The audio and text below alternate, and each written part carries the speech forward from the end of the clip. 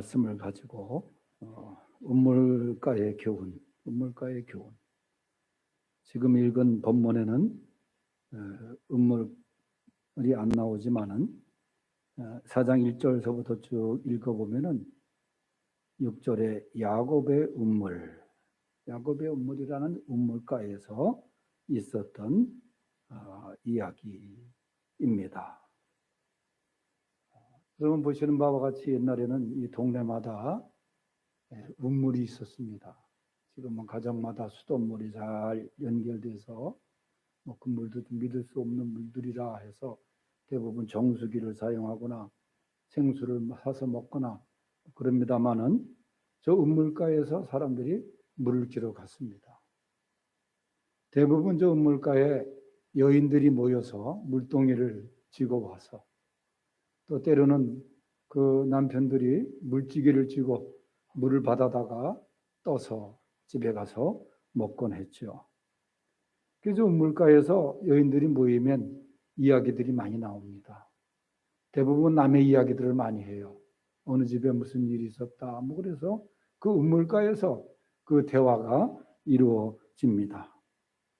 지금은 그런 모습들을 볼 수가 없죠. 간혹 시골에 가보면 아직도 운물이 존재하는 마을도 있습니다만은 그 옛날 오늘 말씀에 보면은 야곱의 운물가에서 예수님께서 그 복음의 여정 속에 물을 얻고자 해서 야곱의 운물가에 앉아 계셨어요. 그런데 그때 한 여인이 물동이를 들고 와가지고 그 다음에 물을 길러 나왔는데 앉아 계신 예수님을 만납니다. 그래서 예수님이 그 여인에게 먼저 말을 걸어요. 나에게 좀 물을 달라. 그랬더니 여인이 아니 유대인이 어떻게 저 같은 사마리아 사람에게 말을 겁니까? 그러면서 이제 이야기가 시작이 돼요.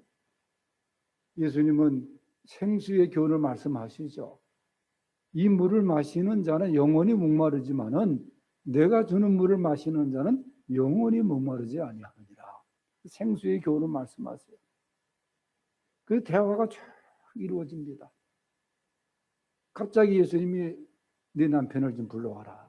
아니 여인과 대화하다가 갑자기 남편 얘기를 해요. 그 말에 이 여인이 깜짝 놀라면서 자신의 삶을 꿰뚫어 보시는 주님, 그리고 대답하기를 저는 남편이 없는 여자입니다. 그러니까 예수님이 그래 네 말이 맞다.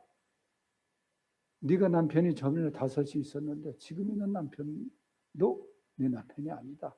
그러니까 이 여인의 삶이 떳떳지 못한 삶을 살고 있었다는 것을 이제 거기서 이야기가 됩니다. 그리고 거기서 이 예수님을 만나서 이 여인이 은혜를 받아요. 구원을 받습니다. 이분이 우리가 기다리던 메시아구나. 거기서 경험을 해요. 그러면서 이제 이 여인이 오늘 본문에 보면 동네에 들어가서 예수님을 전합니다. 그래서 많은 사람들이 예수님께로 돌아오는 그런 이야기가 이 요한복음 4장에 기록되어 있습니다. 이 운물가에서 만났던 예수님과 여인의 이야기. 오늘 이 운물가가 주는 교훈이 우리에게 있는데 그 첫째가 뭐냐 하면 만남의 교훈입니다. 27절을 다 같이 읽어보겠습니다. 시작. 이때 제자들이 돌아와서 예수께서 여자와 말씀하시는 것을 이상히 여겼으나 무엇을 구하시나이까 어찌와 그와 말씀하시나이까 묻는 자가 없더라. 그러니까 예수님과 이 여인과의 대화 속에서 제자들은 없었는데 나중에 돌아와서 보니까 이 사마리아 여자와 예수님과 대화하는 것을 보면서 이상히 여겼다는 거예요. 이렇게 이상히 여긴 이야기는 이제 제가 이유는 나중에 얘기하겠습니다만은 이 사마리아 이 여인이 물을 길러 나왔을 때에 그 여인이 예수님을 만난 것이 아니라 예수님이 이 여인을 기다리고 있었다는 거예요. 우물가에서 기다리고 있었다가 예수님을 만난 거예요. 말씀드린 대로 이 여인은 사연이 많은 여인입니다. 어떻게 보면 참 불쌍하기도 하고 어떤 어둠 속에 묻혀 지내는 그런 여인이기도 하고, 그런데 이런 여인, 남들이 손가락질하고 했던 여인이지만은 예수님께서 이 여인을 그 우물가에서 기다리다가 만나 주신 거예요. 더군다나 이 여인은 그 사마리아 수가성 안에도 우물이 있었어요. 그런데 그 우물을 놔두고 800m나 떨어져 있는 이 야곱의 우물로 물을 길러 나왔다는 것은, 더군다나 그 시각이 남들이 활동하지 아니하는 정오의 시간에 이 여인은 물을 길러 나온 거예요. 왜냐? 남의 눈을 의식해야 되니까. 쭈근거리고 손가락질하는 그것들을 피해야 되니까. 그래서 이 여인은 그 시간에 물을 길러 나왔는데 우물가에 앉아 계시는 주님을 거기서 만나게 된 겁니다.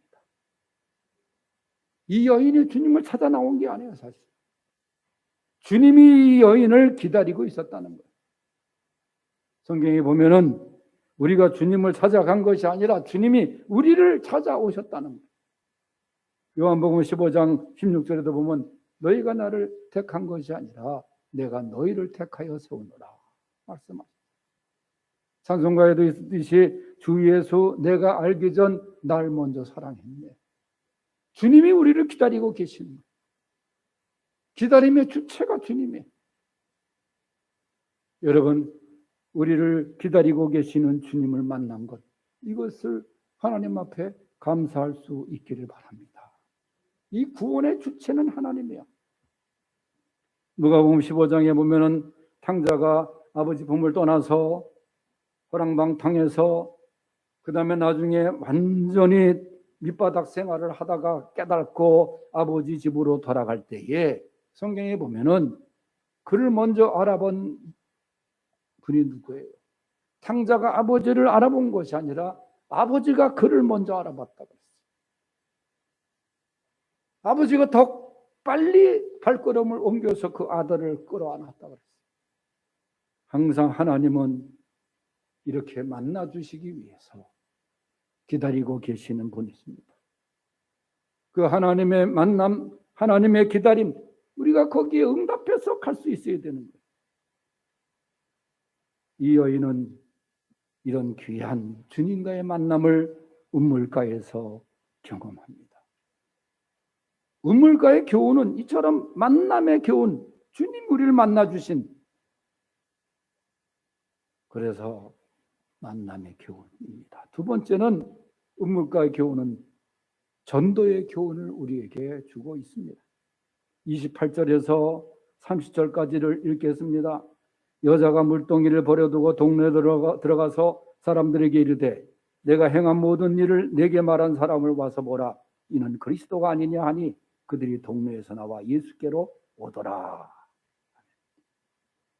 이 여자가 예수님과의 만남을 통해서 큰 은혜를 받습니다. 지금까지 경험하지 못한 구원의 기쁨을 그가 경험하게 돼요. 그래서 한 행동이 뭡니까? 목적이었던 물동이, 그 가득 채웠던 그 물까지도 다 버려두고 동네로 뛰어들어가서 그가 한 행동이 뭐냐? 동네 사람들에게 이르되 내가 행한 모든 일을 내게 말한 사람을 와서 보라. 이는 그리스도가 아니냐? 이분이 메시아가 아니냐? 이분이 우리가 기다리던 구원자가 아니냐? 그랬더니 그들이 동네에서 나와 예수께로 오더라. 여러분이 여인이 정말 구원의 기쁨을 경험하죠. 생수의 은혜를 경험하죠. 영원히 목마르지 아니하는 말씀의 생수의 강의 은혜를 경험하고 난 다음에 즉시 한 행동이 뭐냐? 동네로 뛰어들어간 거예요. 마을로 들어간 거예요. 자기를 손가락질하고 자기를 향해서 비난했던 사람들일지라도 자기가 경험한 구원의 기쁨을 같이 나누기 위해서 들어가서 한 얘기가 뭐예요? 와서 보라. 그러면 와서 보라. 와 보라. 직접 와서 주님의 말씀을 들어봐라. 내가 이렇게 변화되고 내가 지금 경험한 이 은혜를 주신 주님을 찾아 나와라. 즉시 전도했다는 거예요. 즉시. 그 주님을 소개했다는 거예요. 네? 자기가 경험한 것을 혼자 간직한 것이 아니라 나의 행한 모든 일을 숨기지 않고 드러내면서 나에게 은혜를 주신 이분을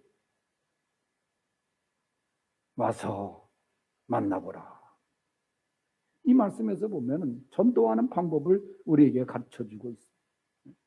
예수님도 복음서에 보면은 와 보라라는 말씀을 자주 하셨어요. 와서 보라.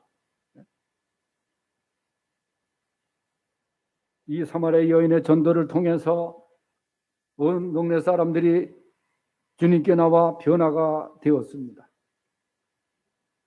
그래서 예수님은 이 사마리아의 사람들의 요청에 의해서 성경에 보니까 이틀을 더 거기에 있었습니다. 많은 사람들이 말씀을 듣고 은혜를 받습니다. 아마 사마리아 그곳에 이틀 만에 교회가 세워졌다 할 수도 있습니다. 이러한 축복의 역사는 사마리아 여인이 자신이 경험한 은혜를 사람들에게 즉시 전도하고 소개하고 한 데서 시작이 된 거예요. 이 음물가의 사건은 이처럼 믿는 자는 믿지 않는 사람들에게 주님을 전해야 된다는 교훈을 우리에게 제시하고 있는 것입니다. 세 번째는 이 음물가의 교훈은 화해의 교훈입니다. 31절에서 32절 읽어보겠어요. 그 사이에 제자들이 청하여 이르되 랍비여 잡수소서 이르시되 내게는 너희가 알지 못하는 먹을 양식이 있느니라. 말씀드린 대로 이 예수님과 사마리아 여인과의 만남은 만나서는 안 될 그런 만남입니다. 그게.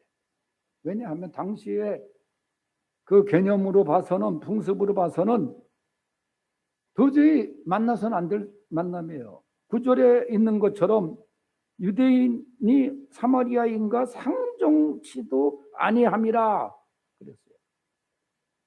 아예 쳐다보지도 않는 관계가 유대인과 사마리아. 예수님은 유대인이었고 이 여자는 사마리아 사람이에요.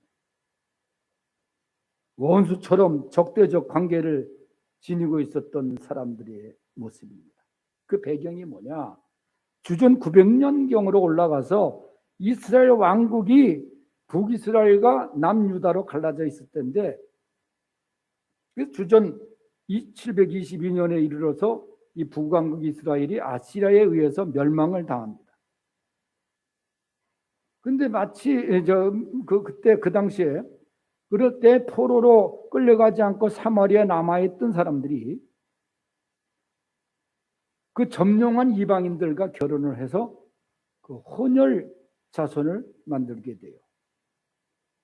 끝까지 유대의 정통성을 지킨 사람들이 있는가 하면 이 사마리아 지역의 사람들이 이게 이방 사람들과 혈통을 그래서 신앙을 더럽혔다. 그래서 이 사마리아 사람들을 아주 개 같은 그런 그 족속으로 생각을 했던 거예요. 뭐 지금이야 뭐 다문화 가정이 다 되고 그랬습니다만은 이 얼마나 유대인들이 그 우월감이 대단했는지. 그래서 주전 587년에 바벨론이 유다 왕국에 쳐들어갔을 때 이번에는 예루살렘이 함락되고 유대 사람들이 바벨론을 잡혀가죠. 그런데도 유대 사람들은 끝까지 지킵니다. 전통을 지켜요. 그래서 이제 나중에 파사왕 페르시아의 도움으로 유대 땅으로 돌아오게 되잖아요. 돌아간 유대인들이 예루살렘 성전을 재건하는데 사마리아 사람들도 성전 재건에 우리도 참여하게 해달라 요청했지만 그들이 너희들 안 돼. 너희들은 불결한 민족이야. 족속이 아래가지고 거절해요. 얼마나 수모를 당했는지 몰라요. 그래서 사마리아 사람들은 유대인들에 대한 적대감이 있어요. 또 유대인들은 사마리아 사람들을 사람 취급도 안 했어요. 그런 상황입니다. 그런 관계 속에서 쭉 내려왔는데 예수님이 사마리아 여인에게 말을 걸었다는 자체가 그게 얼마나 충격적인 일인지 몰라요. 이걸 좀 더 이해하려면 여러분들 누가복음 10장에 강도 만난 자의 비유가 있지 않습니까? 강도 만난 유대인을 그토록 무시당하고 원수처럼 여김을 받았던 사마리아 사람이 구해 주었다는 게 대단한 것입니다. 거꾸로 유대인이 사마리아 사람이 강도 만난 걸 이렇게 지켜보고 지나가다 조금 더 살아있다고 하면 마저 목숨을 끊어버리는 그런 관계라는 거예요. 그러나 이러한 원수 같은 엄청난 벽으로 그듭 나눠줬던 관계였지만은 평화의 왕으로 오신 예수님은 화해를 시킨 거예요. 그 벽을 무너뜨린 거예요. 가로막힌 담벽을 무너뜨린 거예요. 인종과 이념의 벽을 무너뜨렸어요. 바로 예수님이 우리에게 주시는 화해를 말씀하고 있는 교훈이 오늘 우물가의 대화 속에 있는 것입니다. 바로 화해의 교훈. 화평케 하는 자, 화해를 조종하는 자, 복이 있다. 그들이 하나님의 아들일 것입니다. 오늘 우물가의 교훈은 바로 이런 미움과 갈등과 심지어는 원수의 벽까지도 무너뜨린 화해의 교훈을 우리에게 던져주고 있는 것입니다. 오늘 교훈을 본받아 나아갈 수 있기를 바랍니다. 기도하겠습니다. 하나님 아버지, 오늘 야곱의 우물가의 교훈을 우리에게 주셨습니다. 만남의 교훈, 전도의 교훈, 화해의 교훈을 가슴에 새기고 나가는 우리 성도들 되게 하여 주시옵소서. 예수님의 이름으로 기도하옵나이다. 아멘.